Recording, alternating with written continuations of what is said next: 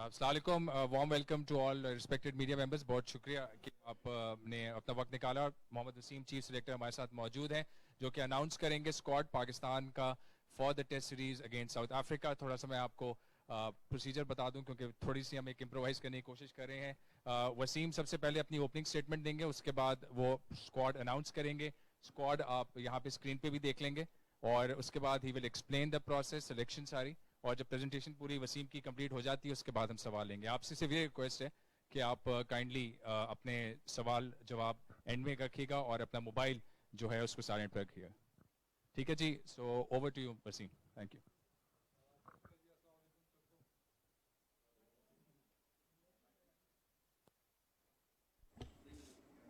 हाँ जी, अस्सलाम वालेकुम सारों को सबसे पहले। और आई थिंक सबसे पहले जो एक इम्पॉर्टेंट चीज़ है कि आई थिंक एक बड़ा खुशी का मौका है कि आफ्टर अ लॉन्ग टाइम एक बड़ी टेस्ट टीम पाकिस्तान का टूर करने जा रही है। तो ऑब्वियसली इसमें पीसीबी को क्रेडिट जाता है, जितने भी स्टेक होल्डर्स हैं क्रेडिट उनको जाता है, और सबसे बढ़ के आप लोगों को क्रेडिट जाता है कि जिस तरीके से आप लोगों ने पाकिस्तान का इमेज बिल्ड किया और उसके बाद जैसे स्लोली पाकिस्तान में इंटरनेशनल क्रिकेट वापस आ रही है। तो आई थिंक कि बड़ी खुशी का मौका है पूरे पाकिस्तान के लिए। तो इसमें आप सबको मुबारक हो। थोड़ा सा सिलेक्शन की जो अप्रोच थी हमारा बिफोर अनाउंसिंग द टीम में, थोड़ा सा उसको एक्सप्लेन करता चलूँ कि जो प्रोसीजर हमने फॉलो किए, जो मेथड्स हमने फॉलो किए हैं। तो सबसे पहले तो उसमें यही था कि लास्ट जो हमारी कंक्लूड सीरीज़ हुई है न्यूजीलैंड वाली, उसको हमने रिव्यू किया। उसके अंदर चीज़ें आइडेंटिफाई करने की कोशिश की कि कौन से ऐसे मिसिंग लिंक्स हैं, कौन से ऐसे गैप्स हैं कि जहाँ पे हमें इम्प्रूवमेंट की ज़रूरत है। तो इस बारे में जो हमारी सिलेक्शन कमेटी है उनके साथ मेरी 12 मीटिंग्स हुई। उसके बाद जब टेस्ट टीम वापस आई तो हमारे हेड कोच थे, कैप्टन थे, बाकी कोचिंग स्टाफ था, उनसे भी इनपुट लिया गया। तो सबसे कंसल्टेशन करने के बाद हम सिलेक्शन की जानिब बढ़े हैं। अब अगर मैं बोलूँ कि हमारा तरीकाकार क्या है सिलेक्शन का, एक तो जो आई ऑलवेज बिलीव कि जो बेस्ट अवेलेबल टैलेंट आपके पास मौजूद है, डेफिनेटली उसमें जो डोमेस्टिक की परफॉर्मेंस है वो ज़्यादा वज़न रखती है ना। वो किस तरह की परफॉर्मेंसेज हैं, किन कंडीशंस में हुई है, हमने इन सारी चीज़ों को मद्देनज़र रखा है। It's not only stat base के किसने रन ज़्यादा किया हम उसको रख लेते हैं। तो उसमें सारी चीज़ों को कि जो रिक्वायरमेंट है पाकिस्तान टीम की, जो रिक्वायरमेंट है इंटरनेशनल क्रिकेट की, कि टेस्ट क्रिकेट जिस तरीके से खेली जा रही है, तो ऑब्वियसली हमने वो चीज़ें आइडेंटिफाई की हैं कि हम थोड़ा सा जो हमें गैप एक नज़र आ रहा है, हम थोड़ा सा पीछे रह रहे हैं, किन वजूहात की वजह से रह रहे हैं। तो हमने कोशिश की है कि वो सारे जितने भी एरियाज़ थे वो आइडेंटिफाई करें और स्लोली उस जानिब बढ़ें ताकि बाकी दुनिया के साथ हम उस तरीके से चल सकें। उसके बाद जो चीज़ें मद्देनज़र रखी गई हैं कि आई ऑलवेज बिलीव कि आपको सर्टन टाइप के प्लेयर्स चाहिए होते हैं फॉर सर्टन रोल्स, ठीक है। तो मेरी कोशिश यही है कि हम जो भी सिलेक्शन करें वो रोल बेस करें कि जब वो लड़का टीम में सिलेक्ट होता है तो उसका रोल क्या है, कौन सी टीम की रिक्वायरमेंट है, कि अगर कोई ओपनर है या कोई मिडिल ऑर्डर है, किस तरह की बैटिंग रिक्वायर है हमारी करंट टीम के अंदर जहाँ पे भी स्पेस क्रिएट होती है।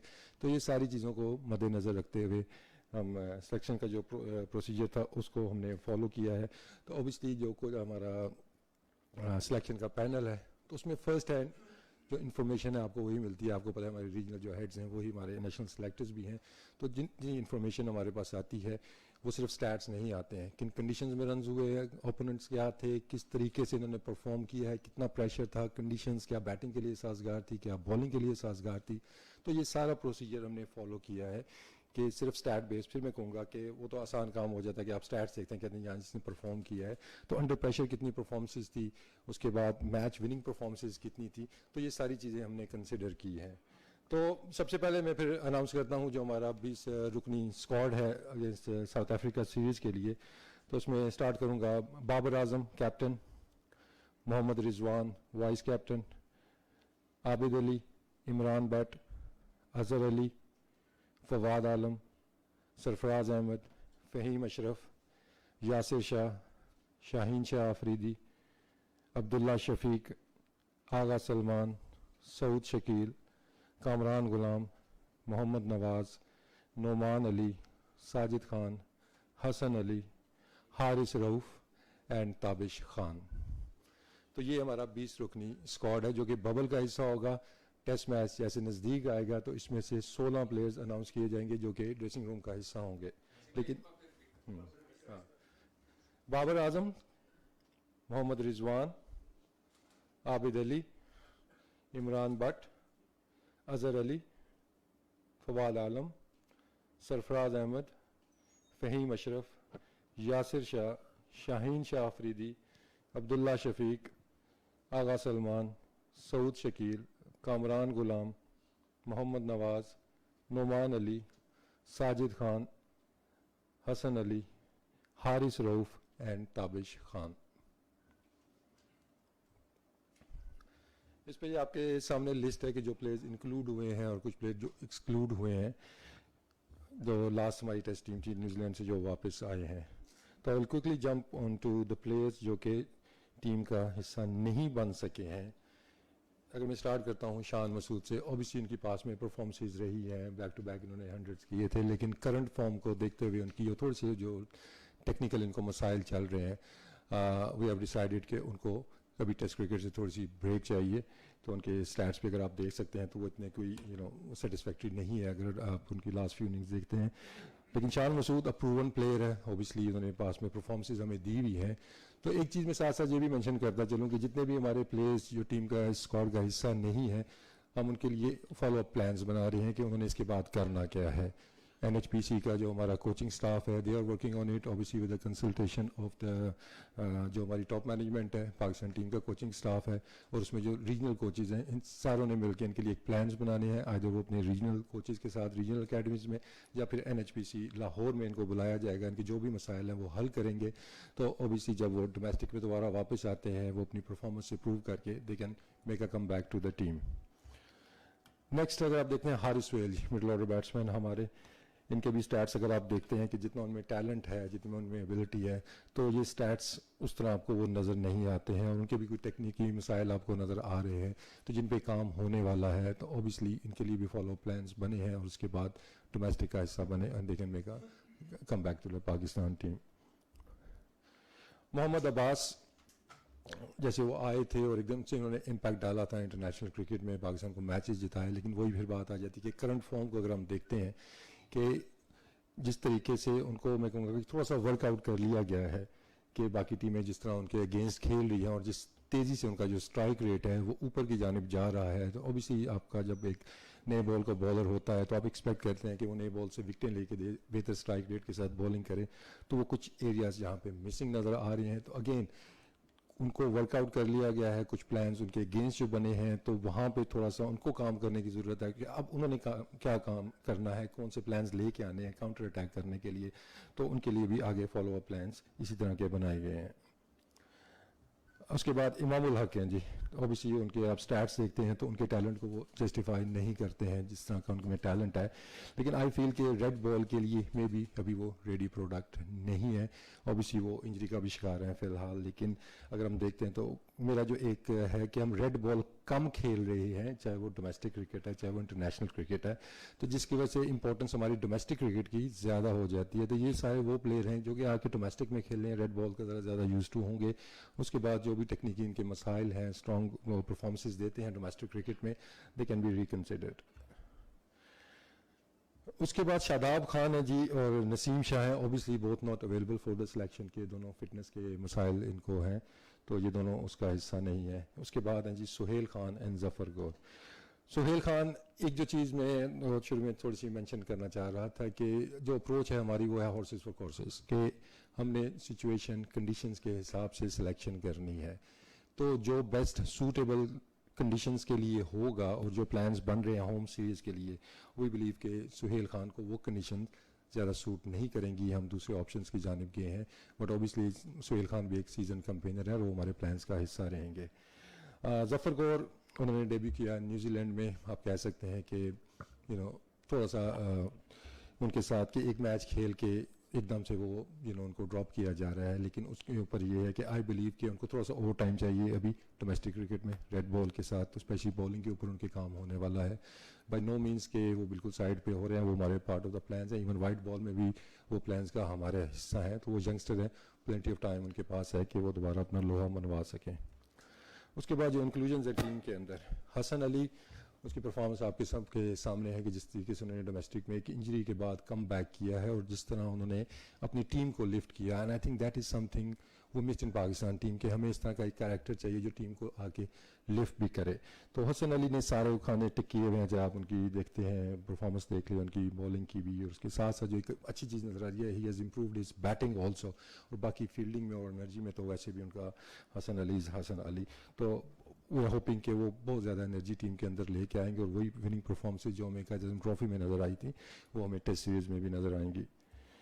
उसके बाद सऊद शकील, वन ऑफ दोस्त के जो प्रॉपर एक पैथवे से आए हैं, अंडर 19 से सिस्टम के थ्रू आए हैं, और हर उन्होंने मरहले पे परफॉर्म किया हुआ है। और अगर आप उनकी डोमेस्टिक की परफॉर्मेंस भी देखते हैं 19-20 की भी, उसके बाद 20-21 की भी, तो आपको वो स्टैट्स उसके जो नज़र आ रहे हैं कि उनकी जो प्रोग्रेशन रेट है वो आपको बहुत अच्छा नज़र आ रहा है कि वो डे बाय डे इम्प्रूव कर रहे हैं। और जैसे मैंने पहले बात की थी कि हमने चीज़ें फिगर आउट करनी है कि हमने किस स्टाइल की क्रिकेट खेलनी है, किस ब्रांड की क्रिकेट खेलनी है। ऑब्वियसली उस पर हमारा एक नेशनल फ्रेमवर्क भी बन रहा है। तो अगर हम देखते हैं तो जो मॉडर्न क्रिकेट आप कहते हैं ना कि थोड़ा सा हमने बैट्समैनों को बेहतर स्ट्राइक रेट से खेलना है, तो Saud is one of those कि वो वैल्यू ऐड करेगा उस सेंस में भी।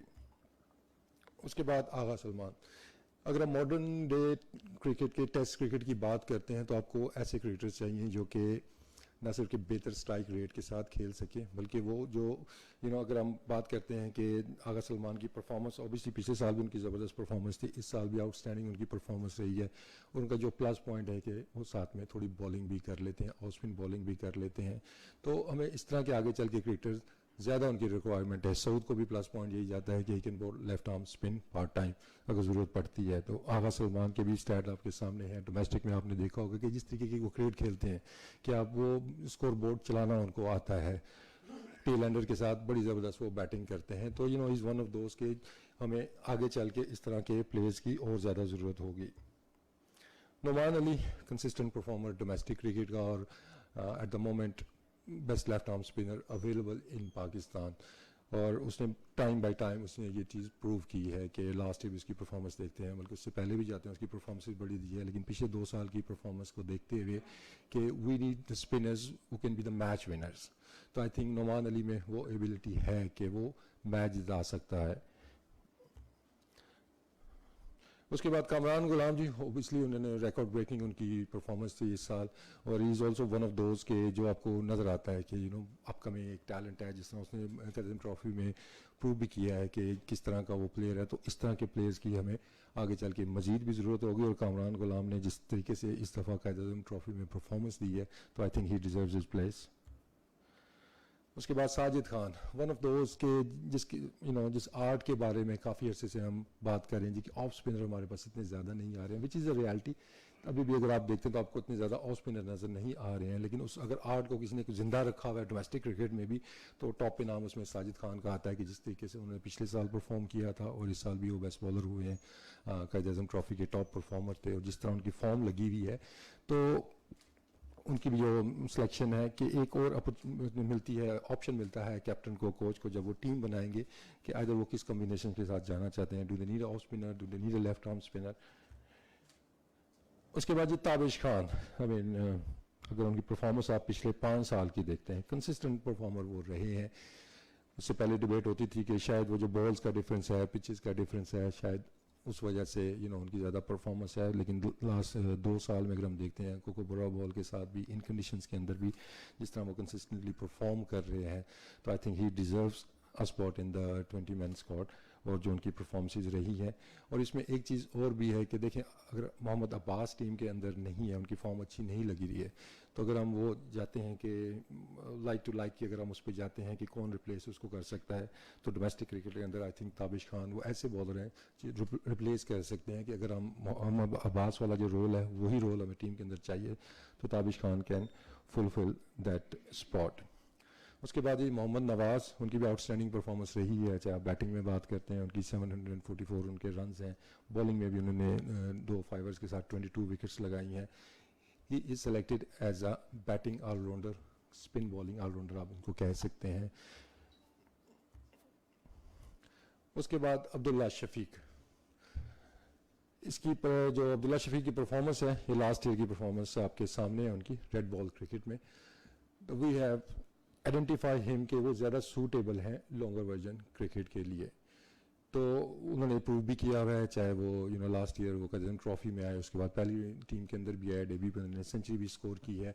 उनकी जो टेक्निक है, जो उनका टेम्परामेंट है, वो उनको बैक करता है। तो Abdullah Shafique is one of those के नॉट ओनली कि हमने स्टैट्स उनके देखे हैं, बल्कि पोटेंशियल पे जिसको आप कह सकते हैं ना, कि हमने वो सिलेक्शन की है लॉन्ग टर्म देखते हुए कि अब्दुल्ला शफीक वो हैं कि आगे चल के हमारे जो ओपनिंग के मसाइल हैं वो हल कर सकते हैं। उसके बाद हारिस रऊफ, ऑब्वियसली शायद आप लोगों ने भी रियलाइज़ किया होगा कि हमारे रेड बॉल क्रिकेट में फास्ट बॉलर की जो ऑप्शंस हैं वो कोई इतने ज़्यादा नहीं है कि वो जो चीज़ एग्रेशन पेस की आप बात करते थे तो बहुत ज़्यादा नाम आपको रेड बॉल में नज़र नहीं आ रहे हैं। लेकिन ऑन द अदर साइड अगर आप वाइट बॉल में देखते हैं तो आपको उस तरह की बॉलिंग एक लाइनअप नज़र आती है। तो एट द मोमेंट हमें जिस तरह का एक बॉलर चाहिए कि एग्रेसिव हो, तेज़ बॉलिंग करता हो, रिवर्स उसको आती हो, अच्छे तगड़े बाउंसर जानता हो, वो टीम को उड़ाने की जिसको कहते हैं ना स्लाइड उसके अंदर मौजूद हो, तो वो हारिस रऊफ ऑब्वियसली उसने वाइट बॉल में तो प्रूव कर दिया है। But is one of those को जो लास्ट ईयर जिन्होंने रेड बॉल भी खेली थी और उसने शो किया था कि वो रेड बॉल में भी उतना ही इफेक्टिव हो सकता है। तो वो जो एक मिसिंग एक जिसको कहते हैं ना एक वो किलिंग एक चीज़ नज़र आ रही थी बॉलिंग के अंदर, I think Haris Rauf he has it. तो हम कोशिश कर रहे हैं कि जितने भी हमारे वाइट बॉल के बॉलर्स हैं या अगर वो रेड बॉल में भी यूज़फुल हो सकते हैं तो हम उनको आहिस्ता आहिस्ता रेड बॉल की तरफ भी रागिब करेंगे। तो हारिस रऊफ से बड़ी उम्मीदें हैं कि वो आके रेड बॉल में भी वही एग्रेशन, वही पेस और वही वो किलिंग इंस्टिंक्ट जो होता है वो टीम के अंदर लेके आएंगे। तो ये होगी जी हमारा जो टेस्ट स्क्वाड था पूरा, और उसमें मैंने आपको रीज़न सारे बता दिए हैं कि सिलेक्शन हमने क्यों किया, जो ड्रॉप हुए हैं लड़के वो भी, ठीक है ना। तो फिर now Imad if you can carry on with the Thank you very much, Mohammad Waseem, और for your detailed explanation on the squad selection. सवाल हम start करेंगे लेने one by one. सबसे एक रिक्वेस्ट है, काइंडली एक सवाल पर रिस्ट्रिक्ट करें क्योंकि हम कोशिश करेंगे कि मैक्सिमम जर्नलिस्ट को हम अकोमोडेट करें। शायद भाई आपसे स्टार्ट करते हैं। वसीम, कुछ पैनिक लाइक सिचुएशन नहीं लग रही कि आखिरी टेस्ट जो पाकिस्तान खेला है उसमें से 5 खिलाड़ी आपने बाहर कर दिए। नसीम शाह जिसको फ्यूचर कहते थे वो बाहर हो गया, और जफर गौहर का क्या कसूर, एक टेस्ट उसने खेला, दोनों इनिंग्स में उसने रन बनाए, नॉन कंड्यूसिव पिच पे उसे खिलाया और उसकी जगह उसी की तरह का एक प्लेयर लिया है। देखिए Naseem Shah is injured, he is not available for the selection also. तो आपको ये भी देखना होगा कि नसीम शाह इंजरी है उनको, तो वो अवेलेबल ही नहीं है सिलेक्शन के लिए। लेकिन जहाँ तक जफर गौहर की बात है तो ओबियसली अगर आप परफॉर्मेंसेस देखते हैं बाकी स्पिनर्स की तो ओबियसली वो आपको उनसे आगे नज़र आती हैं। न्यूजीलैंड में सर्कमस्टांसेस ऐसे हो गए थे कि जफर गौहर को वहाँ पे खिलाना पड़ गया। आई नो आप जिस तरफ से आप आ रहे हैं, मगर आप दूसरी तरफ से देखते हैं कि जब वो प्लेयर एक रेडी नहीं है तो हम I think we are asking bit too much, उनको थोड़ा सा और टाइम चाहिए कि क्योंकि प्रॉब्लम यहाँ पे ये है कि we need to figure out कि हमें स्पिन बॉलर चाहिए मैच जिताने वाला, या हमें बॉलर वो चाहिए जो बॉलिंग कर ले और साथ में वो हमें बैटिंग में वैल्यू ऐड कर दे। और हमारा जो इस सीरीज़ का प्लान है कि हमें स्पिनर्स वो चाहिए जो कि बॉलिंग से हमें मैच जीतने की उनके अंदर सलाहियत मौजूद हो। तो ये उसके पीछे रीज़न बिहाइंड है। लेकिन जैसे मैंने पहले कहा कि जफर गौहर हमारा फ्यूचर है, हमारा वो प्लान्स का हिस्सा है, और इवन वाइट बॉल में भी उसको हम कंसिडर करेंगे आगे चल के। नहीं, कोई पैनिक नहीं है इसमें जी। माजिद भाई, उसके बाद जुबैर नज़ीर और खालिद भाई। अच्छा वसीम, सिलेक्शन कमेटी चेंज नहीं हुई, सिर्फ चीफ चेंज हुआ है, आप यहाँ आ गए, मिसबा वहाँ चले गए, लेकिन पिछले 1.5 साल में जितनी नाइंसाफियों की एक दास्तान रही, आज बिल्कुल एक चेंज टीम नज़र आ रही है। तो इस सॉफ्टवेयर को चेंज करने में किसका रोल है?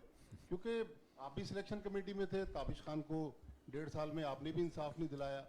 अब अचानक आप कह रहे हैं पैनिक सिचुएशन नहीं है, लेकिन पैनिक सिचुएशन तो है ना।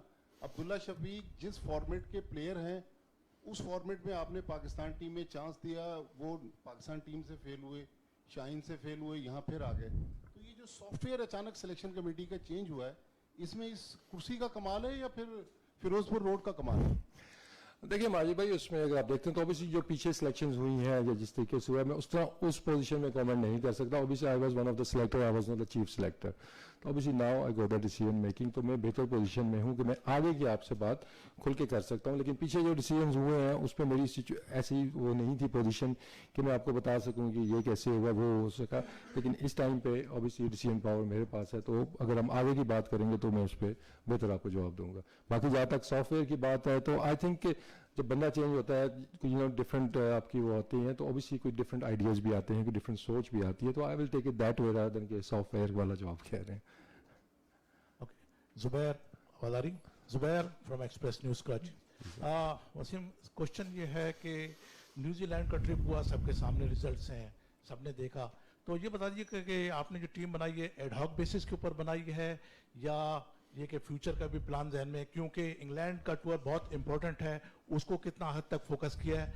और एक पार्ट ये कि प्लेयर्स का कहा गया कि शिकस्त की वजूहत में कोविड की जो सिचुएशन थी, जाहिर है कि रहे बच्चे लड़के, तो उसको मद्देनजर रखते हुए फिर ये कि एक छोटी सी चीज़, बाबर आजम इंजर्ड हुए थे, उनकी इंजरी से बड़ा फर्क पड़ा था, लेकिन वो मेंटल भी इंजर्ड हुए हैं जो सिचुएशन है उनके साथ, तो उसके हवाले से आप समझते हैं कि बाबर आजम समेत दीगर खिलाड़ियों को भी यानी किसी साइकोलॉजिस्ट या साइकेट्रिस्ट की जरूरत है? जी, थैंक यू। देखें, जो पहला आपने क्वेश्चन किया है न्यूजीलैंड की जो टीम है उसके बाद चेंजेस के हवाले से, मैंने एक वर्ड यूज़ किया था हॉर्सेस फॉर कोर्सेस, कि अभी जो कंडीशंस हमें लग रही हैं कि होम सीरीज में होंगी, ये सिलेक्शन उसकी बेस पे है कि हमें उसके लिए बेस्ट ऑप्शन हमारे पास क्या थे। अगर हम नेक्स्ट टीम हमारी जिम्बाब्वे जाएगी, उसके बाद इंग्लैंड का टूर है, तो वहाँ की कंडीशन के हिसाब से जो बेस्ट ऑप्शंस होंगे हम वो सेलेक्ट करेंगे। तो हॉर्सेस फॉर कोर्सेस के हमने उस पे जाना है, क्योंकि समटाइम ऐसा भी होता है कि कुछ प्लेयर्स आप आइडेंटिफाई कर लेते हैं कि यार अगर हम स्पेशली बॉलिंग की बात करते हैं कि इन कंडीशन में आपको डिफरेंट बॉलर चाहिए, उन कंडीशन में आपको डिफरेंट बॉलर चाहिए, तो आगे चल के आपको इस तरह की चीज़ें देखने को मिलेंगी कि सिचुएशनल चीज़ें कि हाँ जी यहाँ पे इस बॉलर की रिक्वायरमेंट है कि नहीं है, उसने परफॉर्म तो किया हुआ वहाँ पे, लेकिन क्या वो वहाँ पे परफॉर्म कर सकता है कि नहीं, उस पर सोच विचार होगी। अगर वो साने खाने टिक करता है, अदरवाइज हम दूसरी सिलेक्शन पे भी जाएंगे कि उन कंडीशंस के लिए सूटेबल टीम हमारी क्या हो सकती है। अच्छा वसीम, प्लीज एक सवाल पे काइंडली रहिएगा प्लीज। खालिद भाई। वसीम देखें, कोविड सिचुएशन का आपने बात की है, तो ये किसी के लिए भी इजी सिचुएशन नहीं है, नॉट ओनली प्लेयर्स बल्कि आम जिंदगी में अगर आप देखते हैं तो इन सारों का इफेक्ट आप लोगों की ज़िंदगी पे भी आया हुआ है। प्लेयर्स के लिए थोड़ा सा ज़्यादा टफ इसलिए हो जाता है कि ऑब्वियसली जिस माहौल के अंदर वो रहते हैं और उसके बाद परफॉर्मेंस बेस्ड स्पोर्ट है, तो आपने वहाँ पे रिजल्ट्स भी प्रोड्यूस करने हैं, तो वो एक टफ टूर था उस लिहाज से भी, कंडीशंस के लिहाज से भी पाकिस्तान टीम का। लेकिन इस पे काफ़ी काम हो रहा है, कोचेज भी इस चीज़ों पे देख रहे हैं। डोमेस्टिक में आपको नज़र आ रहा है कि इतना लंबा हमारा डोमेस्टिक सीजन हो गया है, हमारे जो डोमेस्टिक प्लेयर्स हैं they are part of the bubble, तो कोशिश कोचिंग स्टाफ की भी यही है कि उनको ज़्यादा से ज़्यादा कंफर्ट दी जाए, ज़्यादा से ज़्यादा उनकी मेंटल उस पर भी काम किया जाए ताकि वो फोकस उनका क्रिकेट के ऊपर रहे। खालिद भाई। वसीम, ये बताइए कि ये बेहतर नहीं होता कि आप बजाय 20 के 16 का स्क्वाड पूरा फाइनल अनाउंस कर देते ताकि सिलेक्शन में आसानी होती टीम मैनेजमेंट को? कि मतलब इस लिहाज से पूछ रहा हूँ कि आपने ये अच्छा काम ये कि डोमेस्टिक क्रिकेट को आपने रिस्पेक्ट दिया, लेकिन इसमें अगर आप 16 कर देते तो वो ज़्यादा बेहतर नहीं होता? देखें खालिद भाई, अगर इसमें देखते हैं नॉर्मल सर्कमस्टांसेस होते तो ऑब्वियसली हमने 16 के स्क्वाड की तरफ ही जाना था, लेकिन देखते हुए कोविड सिचुएशन को, उसके साथ कुछ रूल आईसीसी के भी जो आ गए हैं, जैसे कंकशन का रूल भी है, तो आपको रिप्लेसमेंट स्क्वाड के अंदर चाहिए होती है। जैसे मैंने पहले कहा है कि 16 का स्क्वाड ही टेस्ट मैच में जाएगा इस 20 रुकनी स्क्वाड के अंदर में से, तो ये सारे सिनारियों को देखते हुए थोड़े बैकअप पे हमने प्लेयर रखे हैं। अच्छा वसीम, मेरा सवाल आपसे ये कि जो भी नया चीफ सिलेक्टर आता है उसकी जात को बड़ा तनकीद का हदफ बनाया जाता है। आप ही के साथी क्रिकेटर्स कह रहे हैं कि जी 100 वनडे हों, 100 टेस्ट हो, 300, आप कितना समझते हैं कि एक बहुत एक्सपीरियंस आदमी ही चीफ सिलेक्टर बन सकता है? देखिए, अब ये डायरेक्ट रिलेटेड मेरे से सवाल है तो थोड़ा सा ऑकवर्ड है मेरे लिए उसका जवाब देना, लेकिन इसको मैं सिंपली यही कहूंगा कि उस रोल की रिक्वायरमेंट क्या है, किस तरह का नॉलेज आपके पास होना चाहिए डोमेस्टिक क्रिकेट का, जो भी रिक्वायरमेंट है आप सारों को पता है कि सिलेक्शन के आपको एक मरहले से गुजरने के लिए कि आपको किन चीज़ों की ज़रूरत है, तो वो मेरा फोकस अपनी उन चीज़ों पे है कि मेरे पास कितनी इन्फॉर्मेशन है, कितनी फर्स्ट हैंड मेरे पास इन्फॉर्मेशन है, तो वो मैं सेटिस्फैक्ट्री हूँ कि मेरे पास डोमेस्टिक क्रिकेट है चाहे जूनियर क्रिकेट है, वो सारी मेरे पास इन्फॉर्मेशन मौजूद है। मेरे जो सिलेक्टर्स हैं माशाल्लाह उनके पास नीचे से लेके ऊपर तक सारी उनके पास इन्फॉर्मेशन वो मौजूद है। तो बाकी जहाँ तक वो 100 वनडे या वो करते हैं, तो आप दुनिया की टॉप नेशंस के जो चीफ सिलेक्टर्स हैं थोड़ा उन पर भी नज़र डालिएगा कि वो कितना खेले हुए हैं। सिंपल मैं इसको ये जवाब दूंगा। रशीद भाई। वसीम, हम हमेशा यही देखते आ रहे हैं कि हर सीरीज़ में जिस तरह आपने कहा कि जिस सीरीज़ के लिए जो प्लेयर्स मतलब सूट करते हैं वो हम सिलेक्ट करेंगे, तो 2018 से हम यही देख रहे हैं, रेगुलर एक प्रैक्टिस चल रही है कि मतलब हर सीरीज़ के बाद जो है वो जो चेहरा है वो पस मंज़र में चला जाता है, नए चेहरे आ जाते हैं। उस्मान सलाउद्दीन, मीर हमज़ा, उसके बाद आपका मोहम्मद मूसा, शिनवारी, ये सारे 5-6 क्रिकेटर ऐसे हैं कि जो 2018 से इंटरनेशनल क्रिकेट का हिस्सा बने, एक एक टेस्ट के बाद वो बाहर चले। तो अब आपकी सोच क्या रहेगी कि मतलब आप जिस तरह कह रहे हैं कि जनूबी अफ्रीका के खिलाफ वो खिलाड़ी खेलेंगे कि जो कंडीशन को सूट करते हैं, तो क्या फिर जब नई कंडीशन आएंगी तो ये खिलाड़ी भी उन्हीं के साथ हम नजर आएंगे कि वन टेस्ट मैन? देखिए इसमें जो आइडियल सिनारियो और आपकी ख्वाहिश होगी और मेरी भी यही ख्वाहिश है कि हमें वो प्लेयर मिले जो कि हर कंडीशन के लिए और हर फॉर्मेट के लिए सूटेबल हो। दैट्स वाज के बाबर आजम है, वो किसी भी कंडीशन में किसी भी फॉर्मेट के लिए वो ऐसे आइडियल प्लेयर हैं कि उन पर कोई क्वेश्चन नहीं है। तो हमारी कोशिश यही है कि हमने जो लड़के सिलेक्ट किए हैं वी आर होपिंग कि ये इस तरह खेलें कि वो जो डाउट्स थोड़े से आपके जहन में आते हैं ना कि वो वहाँ खेल सकेंगे नहीं खेल सकेंगे, तो ये चीज़ को मद्देनज़र रखते हुए ये सिलेक्शन की गई है। मैंने पहले भी थोड़ा एक्सप्लेन किया था कि नॉट उनके स्टैट्स, उनकी जो टेक्निक है, वो बैकफुट पे अच्छा खेलते हैं, कट शॉट किसको मारनी आती है, पुल शॉट किसको मारनी आती है, स्कोरिंग एरियाज उनके क्या हैं, स्पिन को कितना अच्छा खेलते हैं, फास्ट बॉलिंग को कितना अच्छा खेलते हैं। फिर वो चीज़ जब आप कंपेरिजन करते हैं तो ये बेस्ट लॉट अवेलेबल है कि जो कि किसी भी कंडीशंस के अंदर खेल सकती हैं। That's the worst case scenario. मैंने आपको बोला कि कोई इसमें आइडेंटिफाई चीज़ हो जाती है कि यार जो है ये शायद उन कंडीशंस के लिए नहीं है, तो प्रेफरेबली यही लड़के हैं। लेकिन अगर हम सिचुएशनल चीज़ कोई देखते हैं कि यार वहाँ की कंडीशंस के लिए ना हमें डिफरेंट टाइप का कोई प्लेयर चाहिए, तो फिर उन लाइंस के ऊपर हम सोचेंगे। बाकी जहाँ तक आपने कुछ लड़कों का जिक्र किया है, ये लिस्ट काफ़ी बड़ी हो जाएगी, इसमें कुछ और नाम भी उसमें ऐड हो जाते हैं। अब इसका ये है कि ऑब्वियसली ये तो 20 लड़के हमारे हो गए, इसके बाद T20 की बात आएगी, उस पर भी हम करेंगे।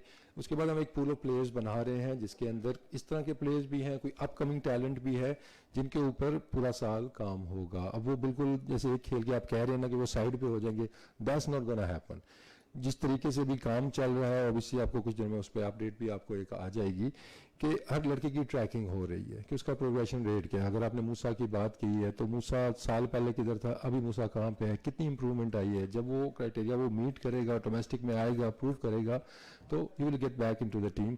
तो कोई भी लड़का उस सिस्टम से बाहर नहीं जाएगा। तो ये चीज़ डेफिनेटली मेरे जहन में है कि किसी प्लेयर के साथ ये ना हो कि यार इसने एक मैच खेला और ये सिस्टम से गायब हो गया। They will be part of the system. अब वो उनके ऊपर है कि वो कितना इम्प्रूव करते हैं, जो क्राइटेरिया है उसको मीट करते हैं, वो टीम में वापस आते हैं।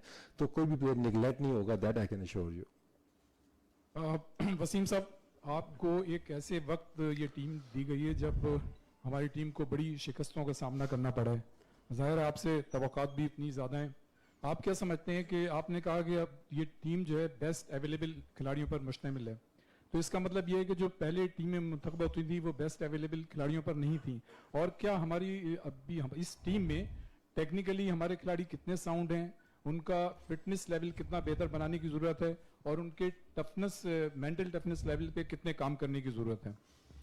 देखिए मैंने पहले भी एक्सप्लेन किया कि ये सारी चीज़ों को मद्देनज़र रखा गया है सिलेक्शन के टाइम पे कि परफॉर्मेंस अगर की है उन्होंने तो किन कंडीशंस में किया, अगेंस्ट उनकी बॉलिंग लाइनअप क्या था, ये पूरा प्रोसेस हमने एक फॉलो किया। पूरी इनकी प्रोफाइलिंग की हुई है कि अगर किसी प्लेयर ने 800 रन किए हुए हैं तो उसमें से कितने रन ऐसे थे जो कि against the quality bowling lineup के थे, मैच सिचुएशन क्या थी। तो ये सारी चीज़ें हमने कोशिश की है उसमें कवर करने की कि अंडर प्रेशर ये परफॉर्म इसने कैसा किया है। टेक्निक की आपने जो बात की है, डेफिनेटली टेक्निक उसमें कंसिडर होती है। लेकिन अगर आप मॉडर्न क्रिकेट देखते हैं, अगर आपका मेथड अच्छा है, फवाद आलम पे अक्सर बात होती थी, लेकिन उसका मेथड अगर आप देखते हैं तो उसने प्रूव किया है कि यार आपका मेथड अगर सक्सेसफुल है तो सम टाइम कुछ जो टेक्निकी आपकी चीज़ें हैं वो आप कवर कर जाते हो। तो नॉट नेसेसरली कि आपकी 100% टेक्निक अच्छी होगी तभी आप परफॉर्म करेंगे। दुनिया में कई मिसालें आपके सामने हैं कि modern cricket is all about scoring runs and taking wickets. तो उसमें उनके अपना मेथड और टेक्निक वो चल रही है। तो I think we should carry that on कि ठीक है यार, जिसको खेलना आता है, इसको रन्स करने आते हैं, ठीक ना, लेट्स पिक हिम। वहाँ पे अगर कोई वो फंसता है उस चीज़ पे, फिर आप सोचते हैं कि यार टेक्निकल मसले इसके ऐसे चल रहे हैं, जो किस तरह का माहौल चल रहा है। लेकिन ये सारी चीज़ें फील्डिंग का एक्सपेक्ट भी हमने उसमें कंसिडर किया हुआ है कि जैसे इमरान भट्ट है, is a brilliant slip fielder, जो कि हमें एक प्रॉब्लम नजर आया न्यूजीलैंड के अंदर कि स्लिप का फील्डर हमारे पास, तो इमरान भट्ट टीम में अगर खेलता है तो वो स्लिप का one of the best domestic cup का फील्डर है। आसिफ बदी अप्रतीक। अच्छा वसीम भाई, कुछ नई चीज़ें नज़र आ रही हैं, ये डेटा और ये एनालिसिस जो आप कर रहे हैं, अभी हाल ही में क्रिकेट कमेटी ने भी इस तरह की हिदायत दी है, तो ये उनकी हिदायत पे हो रहा है या ये आपका प्लान था कि इस तरह की चीज़ें आप बताएंगे? आसिफ, इतना काम करने में काफ़ी दिन लगते हैं और क्रिकेट कमेटी की जो मीटिंग हुई है आई थिंक दो तीन दिन पहले हुई है, तो इतना लंबा उसका अर्सा नहीं हुआ। तो ये प्रोसेस कम से कम आपने मुझे नॉर्दर्न में भी देखा होगा कि मैं इन चीज़ों को शुरू से फॉलो करता हूँ। ये रिक्वायरमेंट है इंटरनेशनल क्रिकेट की और I think cricket committee was spot on कि अगर हम कुछ चीज़ों में जो पीछे रह रहे हैं ना, इस वन ऑफ दैट एरिया कि जहाँ पे हम टेक्नोलॉजी का इस्तेमाल बेहतर हमें करना चाहिए। और ये चीज़ें आपको आगे से डोमेस्टिक क्रिकेट के अंदर भी नज़र आएंगी कि काफ़ी चीज़ें वहाँ पे भी अपडेट आपको नज़र आएंगी, क्योंकि ये वन ऑफ द एरिया है जिसमें हम पीछे रह रहे हैं। अगर आप देखते हैं कि शायद आपको बाकी टीमों की प्लानिंग हमसे बेहतर नज़र आती है, तो शायद हम टेक्नोलॉजी में थोड़ा सा पीछे हैं, तो उसमें काफ़ी चेंजेस आपको आगे भी चल के नज़र आएंगे। वसीम भाई ये बताइएगा 20 रुकनी स्क्वाड तो आपने ऐलान कर दिया और इसमें से 16 का इंतखाब आपने करना है। ऐसा तो नहीं कि जब आप 16 करने का ऐलान करने जाएं तो कुछ जो मेरिट पे आए वो बाहर हो जाएं और जिनकी कोई पर्ची हो वो ऊपर आ जाए और वो खेल जाए, और 4 फास्ट बॉलर 4 स्पिनर के साथ आप जो है आपने इसमें ऐलान किया है, तो लगता तो यही है कि आप 3 स्पिनर के साथ और 2 फास्ट बॉलर के साथ जो है वो टेस्ट सीरीज खेलेंगे। तो अगर रिजल्ट वैसे नहीं आते, अगर हम तो समझ रहे हैं कि साउथ अफ्रीका हल्की टीम है शायद और हम जीत जाएं और हमारा वो पीछे वाला इम्पैक्ट जो है ना बढ़े, अगर रिजल्ट खुदा ना खासा न्यूजीलैंड वाले आते हैं तो फिर आप कहाँ खड़े? देखिए, आपने ये पहली बात की है, थोड़ा सा मैं तो उसी पे भी चल रहा हूँ कि आपने वर्ड यूज़ किया है कि वो वाले प्लेयर टीम के अंदर हैं। आपको लग रहा है कि इस टीम के अंदर कोई ऐसा प्लेयर है जिसको आप जस्टिफाई नहीं कर सकते, या किसी की परफॉर्मेंस पे या किसी के उस पर आपको कोई डाउट है? ये नहीं है।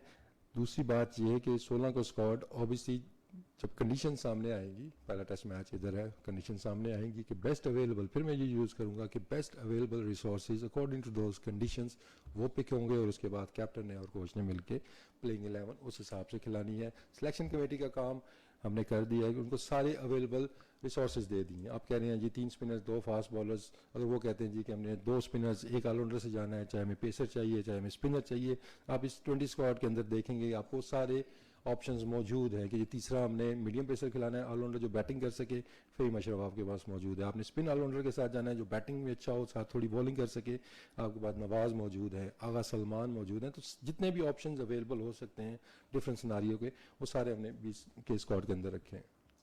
वसीम, मोहम्मद आमिर फास्ट बॉलर जिनके बारे में मिसबा ने कहा कि मेरे लिए दरवाजे खुलें, परफॉर्मेंस दिखाएं, तो ऐसे चीफ सेलेक्टर आप भी ये कहना चाहेंगे कि अगर परफॉर्मेंस दिखाएं उनके लिए दरवाजे खुलें? और जब आपने टेस्ट डेब्यू किया था तो उस वक्त ज़्यादा मुश्किल बाउंस हुई थी या आज सवालात में आपकी कोई डेब्यू है आप भी? नहीं, आंसर को नहीं, कभी मैं भी इस तरह बैठा हूँ आप लोगों के साथ भी। देखें, उसमें आमिर का जाता है, आई कैन नॉट कॉमेंट क्योंकि he is not available for the selection. तो अगर वो सिलेक्शन के लिए अवेलेबल होते तो देन मैं उस पर कमेंट कर सकता था। He has taken the retirement, so obviously उस पर कमेंट मैं नहीं कर सकता। नहीं, एक बंदा रिटायर है तो उस पर मैं क्या फीचर उसका बयान करूँ? शोएब जट, एहसान और एहसान भाई। अस्सलाम वालेकुम वसीम, ओवरऑल आपने जो है बड़ा स्मार्ट कार्ड खेला कि 2-3 परफॉर्मर्स जिनके लिए काफ़ी अरसे से बात हो रही थी, नुमान हो, ताबिश हो, उनको आपने स्क्वाड में शामिल कर लिया, तो तारीफ तो आपकी बनती है।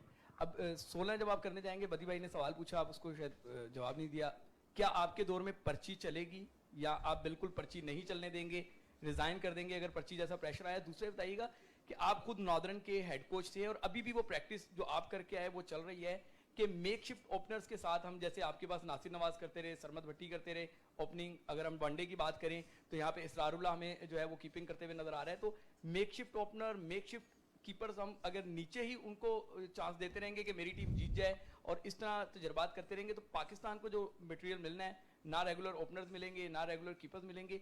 इस पे आपकी आई है कि आप एज अ चीफ सिलेक्टर, ये सारे कोचेज आपके ही सिलेक्टर हैं, इनको कहें कि भाई रेगुलर लोगों के साथ जाओ ताकि पाकिस्तान को मटेरियल मिल सके और पर्ची का भी जवाब दे दीजिएगा। देखें, इसमें जो आपने एरिया आइडेंटिफाई किए हैं, डेफिनेटली इस पे मैंने लास्ट ईयर भी इधर बैठ के बात की थी आप लोगों से। कुछ एरिया हमने आइडेंटिफाई किए हैं कि जिसमें वही शॉर्टेज है, जिसमें हमें थोड़ी सी स्पिनर्स की, अगर हम देखते हैं कि बैकअप स्पिनर्स हमारे पास उतने ज़्यादा मौजूद नहीं है। फास्ट बॉलिंग का रेड बॉल में देखते हैं हम इशू चल रहा है, तो उसके साथ साथ ओपनर्स का भी। अगर इस साल भी आप ओपनर्स की परफॉर्मेंस देखते हैं डोमेस्टिक क्रिकेट में, तो आपको कोई एक्स्ट्रा ऑर्डिनरी ओपनर आपको नज़र नहीं आया है। इसके अपोजिट लास्ट ईयर हमने देखा था सारे ओपनर्स ने परफॉर्म किया था, इमरान बट जिसमें टॉप स्कोरर थे।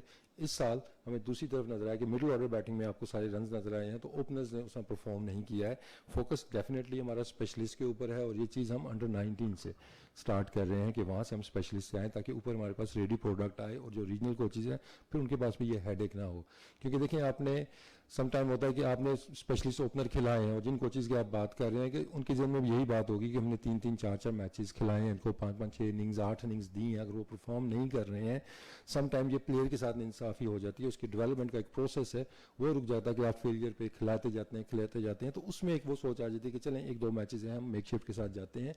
तो डेफिनेटली ये इंप्रूवमेंट का एरिया है और ये हमारे जेन में है कि हमने ओपनर्स आगे तगड़े प्रोड्यूस करने हैं। नॉट ओनली ओपनर्स, जो इंटरनेशनल क्रिकेट की रिक्वायरमेंट है कि ओपनर्स रन्स करने जाते हैं, ज़्यादा सर्वाइवल मूड पे नहीं जाते हैं, और यही आपको स्क्वाड के अंदर नजर आएगा और यही मैसेज है कि हमने एग्रेसिव क्रिकेट खेलनी है। कीपर का मैं भूल गया। देखें, पर्ची इसमें फिर मैं वही कहूँगा कि बेस्ट अवेलेबल स्क्वाड ठीक है ना, उसका जवाब दे आपके सामने मैं हूँ। मैंने आपसे कहा है ना जी कि कंसल्टेशन होगी, कोच से हुई, कैप्टन से हुई, सिलेक्शन कमेटी से हुई, एंड ऑफ द डे आपने सवाल मेरे से करना है। आई कैन अश्योर यू कि कोई भी चीज़ ऐसी नहीं होगी कि जिसको मैं जस्टिफाई ना कर सकूँ, जिसका मैं आप लोगों को लॉजिक ना दे सकूँ। एहसान भाई यार हाँ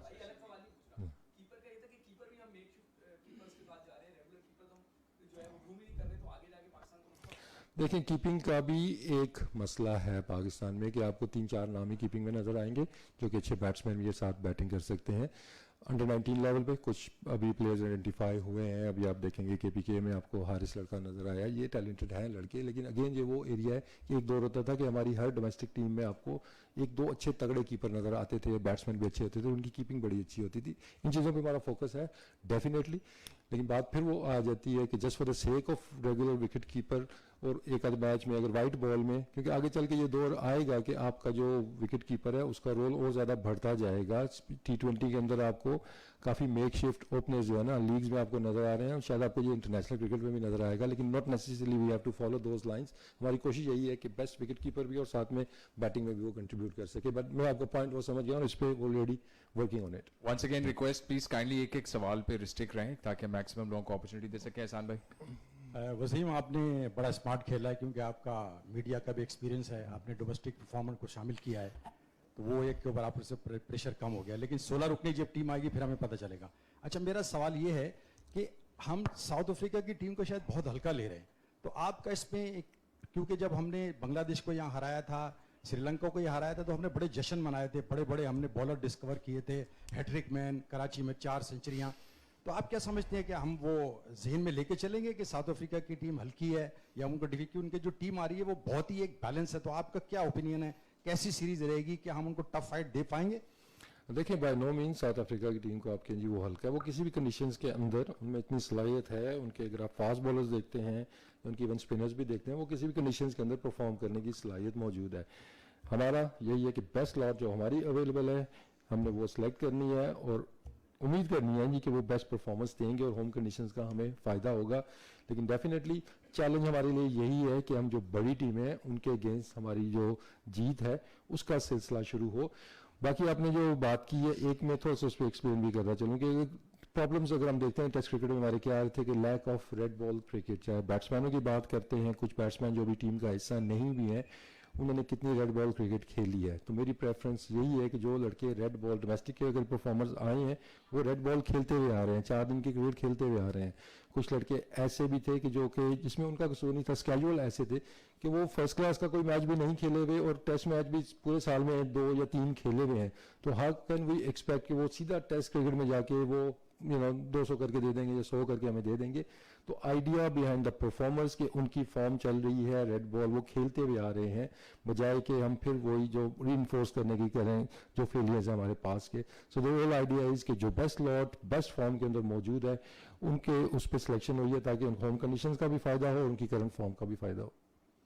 वसीम भाई, आपने जैसे कि आज टीम का ऐलान किया, 9 ऐसे जो लोग हैं जो कि फर्स्ट टाइम पाकिस्तान की नुमाइंदगी करने जा रहे हैं। अगर मैं बात करूँ 4-5 खिलाड़ी ऐसे जैसे सऊद है, उसके अलावा सलमान है, नोमान है, ताबिश खान है, ये वो खिलाड़ी जिनके ऊपर मुसलसल मीडिया 2-3 साल से जो है बात भी कर रहा है, सोशल मीडिया ही बात कर रहा है। तो क्या बतौर चीफ सेलेक्टर आपने खामोश करने के लिए इन खिलाड़ी को शामिल किया या फिर ये खिलाड़ी हमें टेस्ट जो हतमी स्क्वाड होगा उसमें भी नजर आएंगे?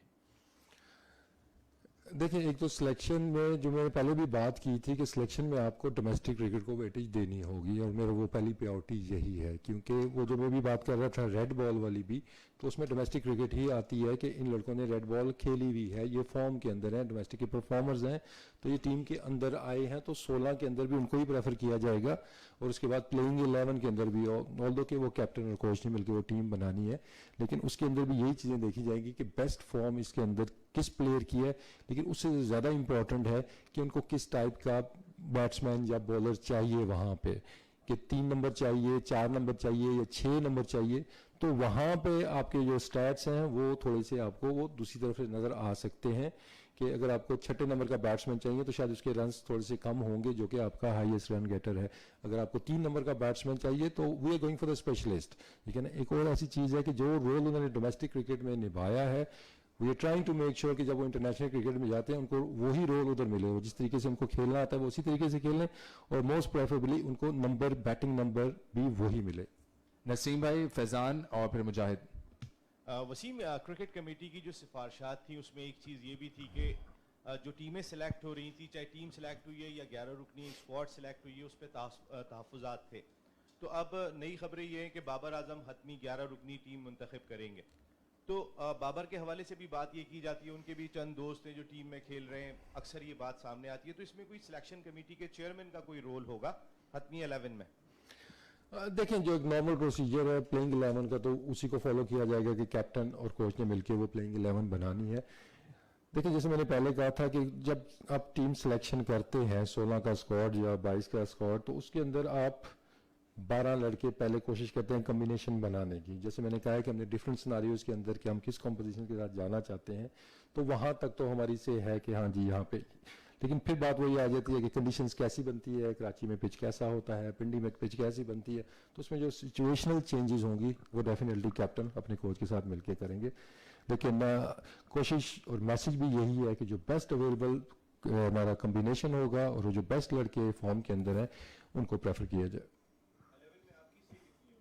नहीं, 11 में देखें कैप्टन और कोच किसे होती है, उसमें चीफ सेलेक्टर की नहीं होती। वसीम भाई, बज़ाहिर तो बहुत अच्छा स्क्वाड लग रहा है, बट अगर हम ओवरऑल देखें, आपने पहले ही बात की कि जफर गौहर के पर आपने कमेंट किया कि हमें ये देखना है कि प्लेयर तैयार है नहीं है रेड बॉल के लिए। क्या हारिस रऊफ जिन्होंने सिर्फ 3 फर्स्ट क्लास खेले, आपकी नज़र में वो तैयार हैं इस फॉर्मेट के लिए? और बड़े अरसे से बात जाहिद महमूद की भी हो रही थी, वो एक्सपेक्ट किया जा रहा था कि शायद उसको मौका मिल जाए, बट यासिर बाकी 2 स्पिनर के साथ आया। यासिर को अब मजीद कितना चांस आप देंगे, या क्या सिर्फ तजुर्बे की बुनियाद पर उसको प्रेफर किया गया, और जाहिद को मजीद कितना इंतजार करना पड़ेगा? देखें, जाहिद भी कोई बहुत ज़्यादा दूर नहीं है, अगर आप देखते हैं तो डेफिनेटली वो प्लान्स का हिस्सा है, उसके ऊपर डिस्कशन भी हुई थी। लेकिन अगर आप देखते हैं कि यासिर की परफॉर्मेंस ऑब्वियसली उसमें वो तसलसल नहीं है जो कि एक रिक्वायरमेंट थी, तो ऑब्वियसली उसके ऊपर हमारी नज़र भी है। यासिर ऑल्सो नोज के किन एरियाज पर उसने काम करना है। अगर आप पहले टेस्ट में देखते हैं तो उसकी बॉलिंग, मैं कहता हूँ विकेटें उसको नहीं मिली, लेकिन बॉलिंग उसने रीजनेबल बॉलिंग वहाँ पे भी की थी। अगला टेस्ट मैच वो खेले नहीं है।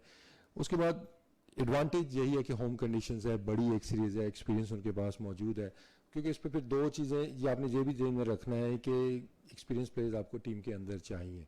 लेट्स सपोज कि अगर ऐसा सिनारियो बन जाता है कि यासिर टीम के अंदर नहीं है, जाहिद आ जाते हैं और इन स्पिनर में से कोई और खेलता है, तो दोनों मेन स्पिनर जिन्होंने मैच जिताने अगर वो डेब्यू कर रहे हैं तो you could feel that pressure. तो ये सारे फैक्टर्स हमें देखते हुए I think Yasir still has it, तो उनके लिए मौका है कि इस सीरीज़ में अपना वो लोहा मनवाएं। लेकिन जाहिद डेफिनेटली हमारे प्लान्स में है, नॉट ओनली रेड बॉल, मैं तो आगे उसको फ्यूचर में जाके देख रहा हूँ कि maybe he can walk in to the white ball also.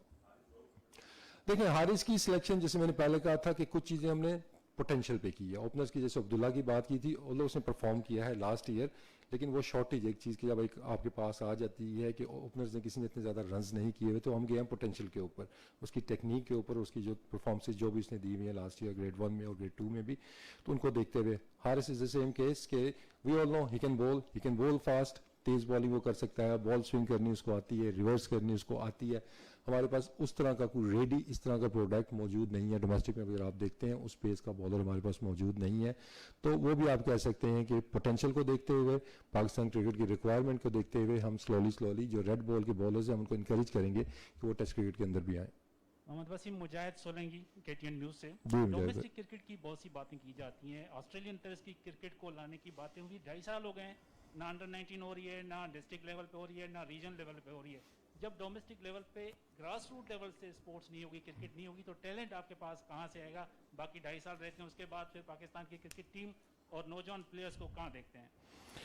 देखिए, अगर चीफ सेलेक्टर में उस पर कमेंट नहीं कर सकता, लेकिन इतना मैं कह सकता हूँ कि जो आपने बात की है उसकी बड़ी वैल्यू है और आई एम श्योर इसके ऊपर काम हो रहा है और होपफुली इस साल आपको ये चीज़ें नज़र आएंगी। कुछ सर्कमस्टांसेस ऐसे थे इस साल तो कोविड की वजह से उसकी पेशरफ नहीं हो सकी है, लेकिन आई एग्री कि हमारा जो एक मिसिंग लिंक आपको इस पूरे स्ट्रक्चर के अंदर नज़र आता है तो वो वही है और आई एम श्योर कि इस साल वो चीज़ें आपको होती हुई नज़र आएंगी। ओके जी, लास्ट 4 क्वेश्चंस, मुजम्मिल, इबाद, अजीम और फिर लास्ट जावेद। क्विक काइंडली कर लें। वसीम, इस वक्त आप यानी कि बहुत लकी चीफ सेलेक्टर हैं, क्योंकि इस वक्त पोजीशन ऐसी बनी हुई है कि सब अपनी अपनी जॉब्स बचाने के चक्रों में लगे हुए हैं। मिसबाह उल वकार उसको ऑलरेडी सेकंड चांस नहीं है उनके पास, साउथ अफ्रीका लास्ट चांस है, तो आप पे भी कोई प्रेशर है? मतलब अगर जो टीम मैनेजमेंट है वो चेंज होती है तो साथ आपकी भी बारी आ जाए और आपने इतने सारे जो डोमेस्टिक प्लेयर्स की बात की, तो क्या उनके लिए लॉन्ग टर्म प्लान है कि किस तरीके से उनको यूटिलाइज किया जाएगा या बस बातें ही रहेंगी? देखिए जॉब की जो बात है या प्रेशर की बात है तो ऑब्वियसली मैं उन लाइन्स के ऊपर नहीं सोचता। जो हाथ में मेरी चीज़ है, जो कंट्रोल में मेरे है, ऑब्वियसली मेरा फोकस उस पर रहता है। चाहे मैं पहले कोचिंग में था या एज ए सिलेक्टर भी मेरा फोकस प्रोसेस के ऊपर था। रिजल्ट्स उसके वो आपके हाथ में नहीं होते हैं। आप अपनी पूरी कोशिश करते हैं, ईमानदारी से काम करते हैं, उसके बाद रिजल्ट अल्लाह के हाथ में आगे क्या होना है आप कोई प्रिडिक्ट नहीं कर सकते हैं। तो उन चीज़ों का फजूल में प्रेशर लेने की वो कम से कम मेरा वो तरीका नहीं है। मैं प्रोसेस के ऊपर एक अच्छा काम करने की कोशिश करते हैं, आगे चल के क्या होता है। और दूसरा सवाल आपका था इससे रिलेटेड प्लेयर डेवलपमेंट वाला, ये बिल्कुल ये हवाई बातें नहीं है। ये आपको चीज़ें नज़र आएंगी कि जैसे ही हमारा सीज़न ख़त्म होगा, PSL के बाद जो विंडो आएगी, अवेलेबल होंगे जो प्लेयर्स फ्री होंगे वो आपको कहीं ना कहीं नज़र आएंगे, या अपनी रीजनल अकेडमीज के अंदर या फिर लाहौर में NHPC के, जहाँ पे बड़े अच्छे कोचेज़ आप देख सकते हैं, बड़े बड़े नाम वहाँ पे मौजूद हैं। तो उनके साथ वो काम करते हुए नज़र आएंगे। तो हम एक प्ले ट्रैकिंग सिस्टम भी हम मुतारफ़ कराने जा रहे हैं, तो जिसमें प्ले पूरी ट्रैकिंग होगी कि पूरे साल उसकी क्या एक्टिविटीज़ रही हैं और वो क्या हो रहा है, तो मॉनिटर किया जाएगा। तो कोई प्लेयर हम वो गुम करने की कोशिश करेंगे, प्लेयर कोई गुम ना हो, और उसमें that I can assure you कि इस चीज़ों पे काम हो रहा है। वसीम भाई, सबसे पहले तो आपको मुबारकबाद कि Thank आप you. सिलेक्टर बने, और कितना कॉन्फिडेंट हैं आप अपनी टीम को लेकर, क्योंकि टीम अगर जीतेगी तो सारा क्रेडिट आपको जाएगा, अगर शिकस्त होगी तो सारा शिकस्त का मलबा आपके ऊपर जाएगा। तो कितने कॉन्फिडेंट हैं? और यही सिंपल सा सवाल मैंने साबिक चीफ सिलेक्टर से भी किया था, तो उन्होंने कोई खातिर खा जवाब नहीं दिया था। ये आपसे उम्मीद है कि कोई जिम्मेदारी लेंगे आप जैसे शिकस्त की या जीत की? और दूसरा ये कि शोएब अख्तर तनकीद कर रहे हैं कि वसीम खान मोहम्मद वसीम 14 लाख बचाएंगे, या फिर यस सर करके 14 लाख बचाएंगे, या फिर वो मेरिट पे सिलेक्शन करेंगे? देखिए जहाँ तक शोएब की बात है, शोएब मेरा दोस्त है, आप देखते भी रहते हैं कि हम इकट्ठे ही होते हैं टाइम, तो उसकी बात का मैं क्या उस पर कमेंट करूँ, उस पर वो शोएब है। तो उससे जो पहले आपने बात की थी, सॉरी मैं भूल गया वो, हाँ जो देखिए ये चीज़ हमें डेवलप करना होगी कि एक तो हमारी कोशिश हम सारे एक पेज के ऊपर हों, चाहे वो कोचेज हैं चाहे वो सेलेक्टर हैं। अब जो स्क्वाड आपके सामने है इसमें सारों का कंसेंट शामिल है, कि ज़रूरी नहीं था लेकिन still I got the consent. हमने इसके ऊपर डिबेट की, बात की, और मैंने कन्विंस किया कि ये स्क्वाड में लड़के डिजर्व करते हैं, चाहे कैप्टन है उसमें, चाहे आपके कोच हैं, चाहे हमारे फेलो सेलेक्टर्स हैं। तो ये चीज़ें लेकिन हमें जिम्मेदारी भी इकट्ठी लेनी होगी। So I am not one of दोस्त कि मैं यहाँ बैठ के कहूँगा यार मैंने टीम अच्छी बना दी थी, बस वो कोच ने ये कर दिया या वो कर दिया। ऐसे जब आप एक पेज के ऊपर सारे हैं तो I am willing to take the responsibility कि टीम का फेलियर होता है तो आई थिंक हम सारों का फेलियर होता है। और इसी तरह जब जीत होती है तो definitely that belongs to the players mostly, वो ज़्यादा क्रेडिट प्लेयर्स को जाता है। उसके बाद वो आप लोगों पे है कि आप सेलेक्टर्स को देते हैं या आप कोचेस पे देखते हैं, लेकिन तो टीम अगर जीतती है क्रेडिट सारा प्लेयर्स को जाता है। वसीम भाई, जो मौजूदा सिलेक्शन कमेटी के तरीक़ेकार है उसमें वही है जो लास्ट टाइम भी था कि 6 रीजन्स के कोच आपकी मावनत करते हैं। इस सिस्टम में मिसबा तो नाकाम रहे, वो कोई भी सीरीज किसी भी सीरीज के लिए एक मुकम्मल टीम नहीं दे सके, तो आप क्या समझते हैं कि इस सिस्टम बेहतर है या माजी वाला सिस्टम ज़्यादा बेहतर था? देखिए इसमें जो चीज़ डिफरेंस है ना कि मिसबा हेड कोच भी थे साथ, तो दैट वाज द रीज़न कि ही स्टेप डाउन, के उन पे वो कंसंट्रेट नहीं कर पा रहे थे दोनों रोल्स के ऊपर। तो ऑब्वियसली मेरे पास अब कोचिंग का रोल नहीं है, तो मेरा फोकस सिर्फ सिलेक्शन के ऊपर है। बट आई थिंक कि ये ब्रिलियंट आइडिया है जो मैंने पहले भी एक्सप्लेन किया है कि आपको फर्स्ट हैंड एक इन्फॉर्मेशन मिल रही है कि बजाय कि एक सिलेक्टर जाके मैच देखने जाए, वो हर जगह पे हो नहीं सकता, चाहे वो 3 सिलेक्टर बना लें आप या 2 बना लें कमेटी में, वो हर मैच पे हो नहीं सकता। तो आप लोगों को भी एक जो शिकायत रहती थी कि सिलेक्टर ग्राउंड में नहीं जाते हैं, वो तो अब है ही नहीं ना, कि 2 सिलेक्टर्स हर टाइम एक ग्राउंड के अंदर मौजूद हैं, वो अपोजिशन को भी देख रहे हैं कि एक सिलेक्टर अगर अपने प्लेयर्स की ज़्यादा तारीफ कर रहा है तो दूसरा आके उसको ये भी बताएगा, हमें आके ये भी बताएगा कि यार इसने परफॉर्म तो किया है लेकिन ये एरियाज ऐसे हैं, तो वो बड़े अच्छे तरीके से चीज़ें बैलेंस आउट हो जाती हैं। तो फर्स्ट हैंड इन्फॉर्मेशन आपको मिलती है, तो फिर आपको ये नहीं है कि परफॉर्मेंस देखी किसी ने नहीं उसकी। वसीम भाई, मैं हूं जावेद इकबाल जेजे न्यूज़ से। आपसे मेरा सवाल ये है कि पहले भी यहाँ हमारे सामने कई सारे चीफ सेलेक्टर आए, सब यही कहते थे डमी नहीं हूँ, डमी चीफ सेलेक्टर नहीं बनूंगा, टीम अच्छी बनाऊंगा। और अक्सर ये होता था कि 1-2 खिलाड़ी भी मसला होता रहा, वो अहल होते थे, कभी उनको मौका मिलता रहा नहीं मिलता रहा, या प्लेइंग 11 में वो नहीं खेलते थे, लेकिन वो खामोशी से अपनी नौकरी पूरी करते थे चीफ सेलेक्टर। कुछ कप्तान के खिलाफ या टूर सिलेक्शन कमेटी के खिलाफ कुछ नहीं बोलते थे। तो आप भी वैसी खामोश रहेंगे, अपनी नौकरी पूरी करेंगे, या कुछ बोलेंगे जब आपकी फेवरेट टीम और मेरिट वाली टीम नहीं खिलाई जाएगी? देखिए ये 20 प्लेयर ऐसे हैं कि आई डोंट थिंक कि किसी को भी कुछ ज़्यादा इस पर तहफ़्फ़ुज़ात हो सकते हैं कि ये टीम में क्यों आया, तो 20 के 20 आप कह सकते हैं कि मेरिट के ऊपर लड़के आए हैं, ठीक है ना। अब उसके अंदर भी अगर आपने वो देखनी है चीज़ें, फिर मैं कहूँगा कि आप उसमें मेरिट ये देखें कि सिचुएशन क्या है, टीम की रिक्वायरमेंट क्या है। अगर उसके अगेंस्ट चीज़ें जाती हैं तो definitely then I can step in कि यार, लेकिन अगर आप देखते हैं ओवरऑल टीम का जो कंपोजिशन बनता है, तो बाकी जो बात रही है जी कि वो डमी वाली बात आप कर रहे हैं, मुझे नहीं पता कि आप उसका मतलब उसमें क्या है आपको, और आपको रिफ्लेक्शन आपको मेरी सिलेक्शन में शायद उसकी वेरी क्लियर नज़र आ रही होगी कि ये टीम किसने बनाई है। वसीम, सबसे पहले तो आपको बहुत मुबारक हो। Thank you. एक नई पोस्ट, एक नया आपने आगाज़ किया है। कुछ साल पहले मैं सेनेट की स्टैंडिंग कमेटी में था, वहाँ पर 35 मिनट की ब्रीफिंग दी थी पाकिस्तान स्क्वाश फेडरेशन ने, और 35 मिनट की जो उन्होंने ब्रीफिंग दी थी उसके बाद लोग सवाल ये कर रहे थे कि यार आपने इतना जो है वो दिखा रहे हैं स्क्रीन के ऊपर, इतना अगर आप काम कर रहे हैं तो पाकिस्तान स्क्वाश में इतना पीछे क्यों है। तो आपने जो बात की कि मैं बड़ा काम करके आया हूं, तो ये तो आपने कट पेस्ट कर दिया, क्योंकि अब वेबसाइट पे हम जाएं तो वो चार्ट भी हमें, ग्राफिक भी हमें दिखाई देगी, क्योंकि आपने ये नहीं बताया कि ये जो प्लेयर यहाँ पर परफॉर्म कर रहे हैं उन्होंने किस नंबर पर परफॉर्म किया है। आपने अपनी गुफ्तगू में कहा कि हम ये भी देखेंगे उनका परसेंटेज रेट क्या है कि टीम की कारकर्दगी में, आपने ये भी नहीं बताया कि उनकी टीम की जीत में क्या रेट है। फिर दूसरा, आप सिलेक्शन कमेटी का माजी में पार्ट रहे हैं और आज आपने रूल आउट कर दिया इमामुल हक को, आपने कहा कि वो रेड बॉल के प्लेयर ही नहीं है। तो ये आप जिम्मेदारी लेंगे कि माजी में जो मिसबाह टीम लेकर जा रहे थे उसमें आपका रोल था, क्योंकि वो तो हर दौरा कर रहे थे, उन्होंने कोई क्रिकेट नहीं खेली। उसके बाद सिर्फ टूर के लिए महदूद रह गए मूसा खान, उनको आप ऑस्ट्रेलिया लेकर गए, उनको इंग्लैंड लेकर गए, उसके बाद न्यूजीलैंड लेकर गए, अब आपने उनको बिल्कुल टीम से बाहर कर दिया। आप ये बात कर रहे हैं कि हम उन खिलाड़ियों को मौका देंगे जो कि उस क्रिकेट को खेलते हैं, उस म्यार पर पूरा उतरते हैं। हारिस सोहेल तो इंटरेस्टेड ही नहीं है रेड बॉल क्रिकेट खेलने में, और आपने हारिस सोहेल को जो है 3 फर्स्ट क्लास मैचों की परफॉर्मेंस के ऊपर टीम में रख दिया। देखिए, ये चीज़ें कंसिडर करते हुए हारिस सोहेल आपको टीम में नजर आ रहे हैं? अभी आपने 20 के स्क्वाड में रखा ना हारिस सोहेल को, हारिस रऊफ को रखा है। मैंने 2 चीज़ें आपको बताई हैं, एक परफॉर्मेंस, करंट परफॉर्मेंस, और साथ में जिन चीज़ों में आप लैग करते हैं, आपको परफॉर्मेंस नजर नहीं आते, then you go for the potential, ठीक है। Haris, yes I do agree कि उसका रेड बॉल का एक्सपीरियंस नहीं है, लेकिन 150 की स्पीड पे बॉल करने वाला कि डोमेस्टिक के अंदर मौजूद है, क्योंकि करंट टीम की रिक्वायरमेंट ये है कि हमें तेज़ बॉलर चाहिए जो कि इन पिचेस के ऊपर रिवर्स भी कर सके, तेज़ बाउंसर भी कर सके। अगर डोमेस्टिक में इस तरह का ऑप्शन मौजूद होता, I would definitely go for him first. बाकी जो आपने पहले बात की थी वो मैं थोड़ी सी भूल भी गया, अगर आप मुझे दोबारा वो कर सकें कि ये जो आपके सामने जो स्टैट्स आ रहे हैं ये आप लोगों के लिए आए हैं, ठीक है ना।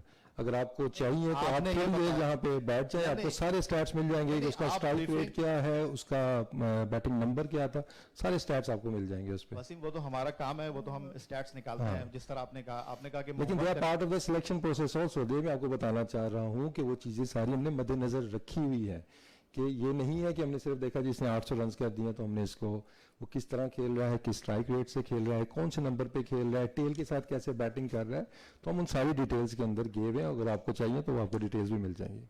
चलिए, डिटेल प्रोवाइड कर देंगे इंशाल्लाह। रफीक भाई लास्ट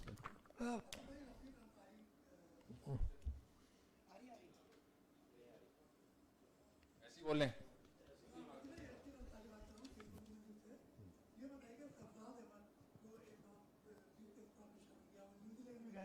और वहाँ भी नाइब कप्तान जो है मांग रखा है, तो क्या सरताज अहमद इन स्क्वाड के नामों में शामिल रहेंगे या उन्हें खिलाया भी जाएगा? देखिए, फिर मैं कहूँगा कि बेस्ट अवेलेबल ऑप्शंस, ठीक है ना। इस टाइम जो टॉप के 2 विकेट कीपर्स मौजूद हैं पाकिस्तान में रेड बॉल के लिए, वो रिजवान और सरफराज अहमद हैं। पीछे आप देखते हैं तो आपको उस तरह का कोई रेडी प्रोडक्ट नज़र नहीं आती है, तो हमने इन दोनों को सिलेक्ट किया और परफॉर्मेंस आपके सामने है कि उसमें नंबर 1 कौन है और नंबर 2 है। आई थिंक रिजवान ने अपनी ये प्लेस अर्न की है अपने परफॉर्मेंसेस के साथ, चाहे वो ग्लव्स से है चाहे वो बैटिंग से है। तो Sarfaraz is part of the team, वो क्योंकि वो हमारा 2nd बेस्ट विकेट कीपर है पाकिस्तान के अंदर रेड बॉल क्रिकेट में।